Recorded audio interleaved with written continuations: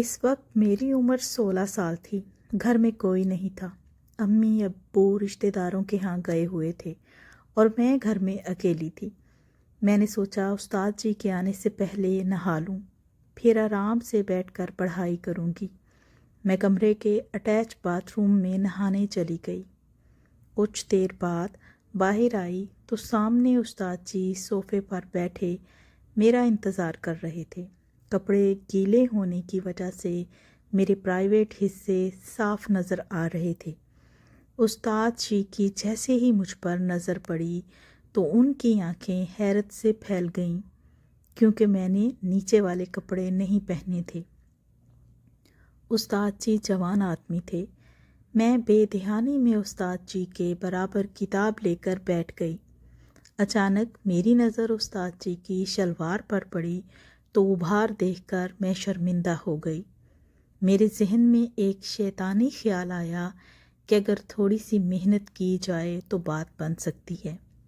میں نے جان بوجھ کر اپنی کتاب نیچے گرا دی اور جان بوجھ کر نیچے جھک کر کتاب پکڑنے لگی۔ استاد جی کی نظریں میرے سینے پر ایسے جمی تھیں جیسے کوئی بھوکا انسان کھانے والی چیز کو دیکھتا ہے۔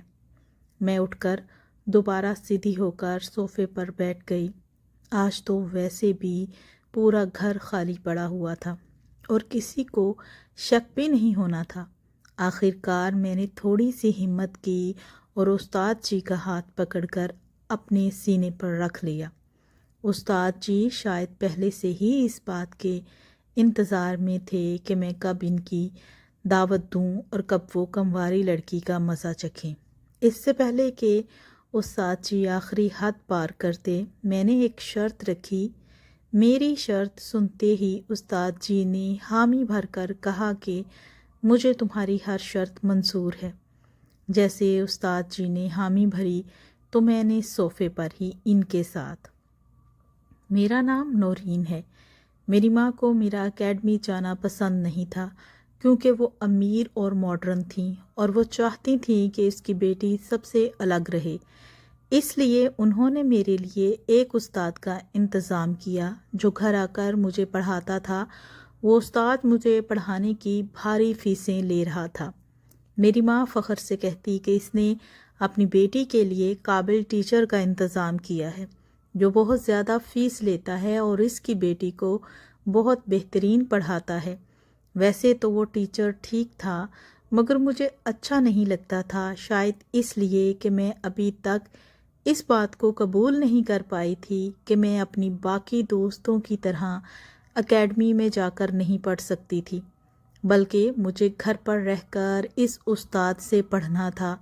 شروع میں مجھے وہ استاد بالکل اچھا نہیں لگتا تھا اور نہ ہی مجھے اس کے پڑھانے کا انداز پسند آیا تھا، مگر جب میں نے اپنی ماں سے یہ بات کی تو انہوں نے مجھے جھڑک دیا اور کہا کہ میں یہ بہانے بند کروں اور اپنی تعلیم کا معیار بہتر بناؤں اور یہ بھول جاؤں کہ میں اپنی اور دوستوں کی طرح اکیڈمی جا سکتی ہوں۔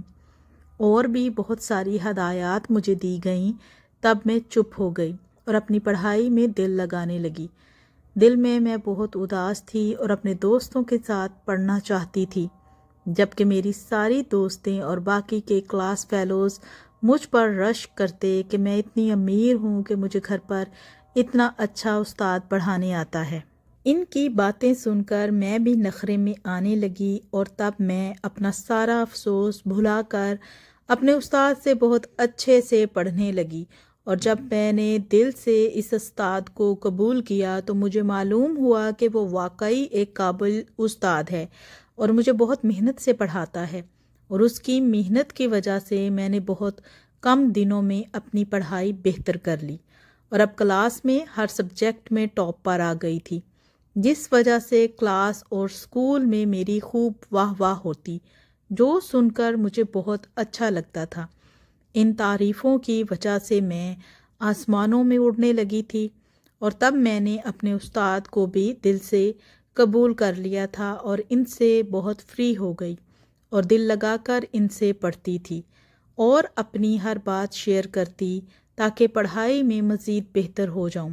اس وجہ سے میرے ماں باپ بھی بہت خوش ہو گئے تھے کہ ان کی بیٹی پہلی پوزیشن پر رہتی ہے اور ان کا نام خوب اونچا کر رہی ہے۔ استاد کی بھی ڈیمانڈ بڑھنے لگی تھی۔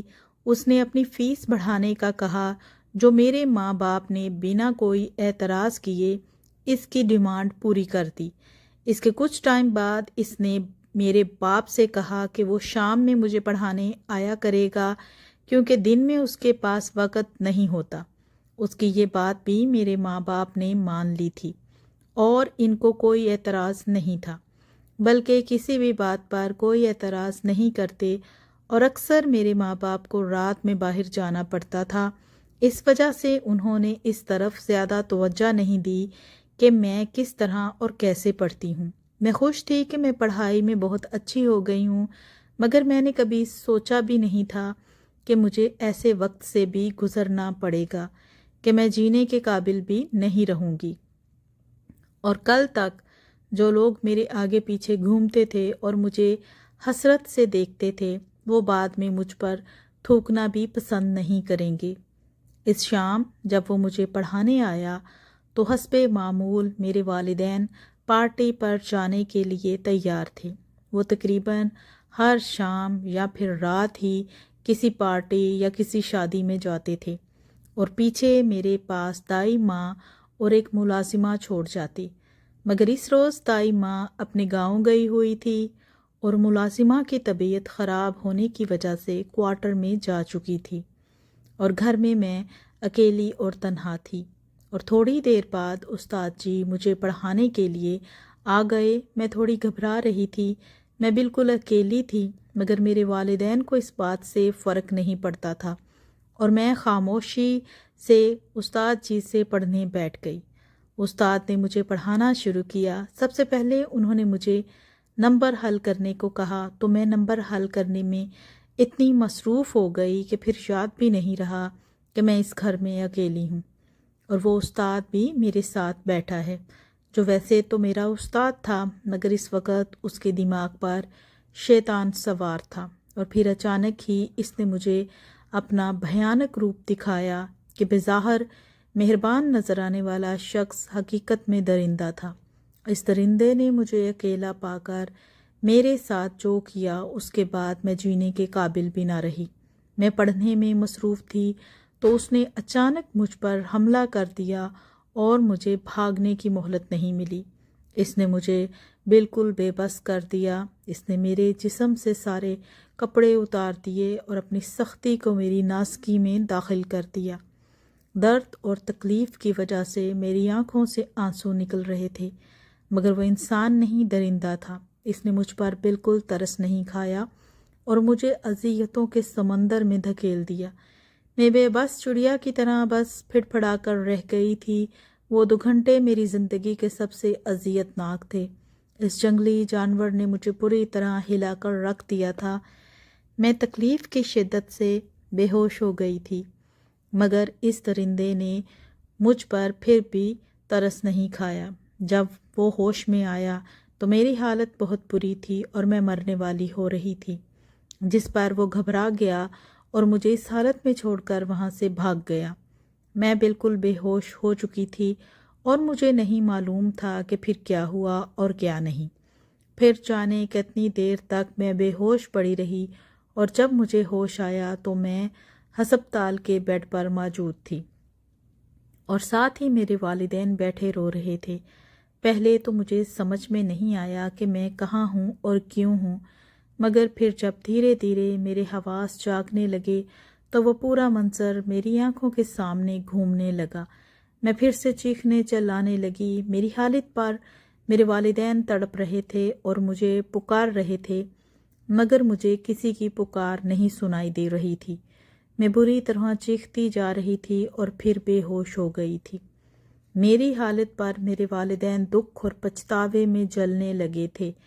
پھر تقریباً 14 دن بعد میں جب سنبھلی تو میرے ماں باپ مجھے گھر لے آئے۔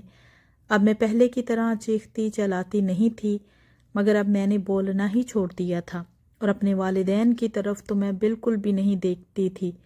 مجھے ان سے نفرت ہو گئی تھی۔ کاش وہ اتنے غافل اور لاپرواہ نہ ہوتے تو میرے ساتھ یہ سب نہ ہوتا۔ زندگی جینے والی لڑکی ہر چیز سے دور ہو گئی تھی۔ میں نے سب سے ملنا جلنا چھوڑ دیا تھا، یوں کمرے میں ہی پڑی رہتی۔